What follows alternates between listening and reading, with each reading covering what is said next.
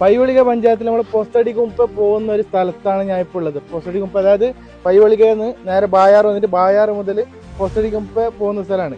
ഇപ്പോൾ പൊസ്തടിക്കുമ്പ പോകുന്ന വഴിക്ക് തന്നെ കനിയാല പോകുന്ന ഒരു റോഡുണ്ട്. ചിലപ്പോൾ പഞ്ചായത്ത് മറന്നിനെയും തോന്നുന്നു, ഞങ്ങൾക്കൊരു സംശയമുള്ളൊരു റോഡാണിത്. കാരണം എന്താ പറയുക, 90s കിഡാണ് ഞങ്ങൾ.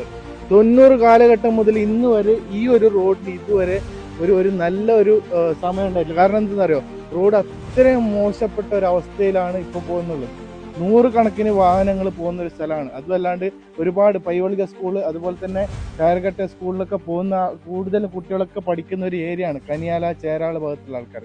അതായത് ഈ സജൻകിള മുതൽ ചേരാള് കനിയാല ഈ റോഡ്, അതായത് ഈ റോഡ് നേരെ പോകുന്നത് കർണാടകയോട് അതിർത്തി പങ്കിടുന്ന പെറുവായ് എന്ന സ്ഥലത്തേക്കാണ്. പെറുവായി പോകുന്ന ആൾക്കാരും ഉപ്പള പോകാൻ വേണ്ടിയിട്ട് ആശ്രയിക്കുന്ന റോഡും കൂടിയാണ് ഇത്. ഒരുപാട് ആളുകൾ, ആയിരക്കണക്കിന് വീടുകളും ഒരുപാട് ആളുകളും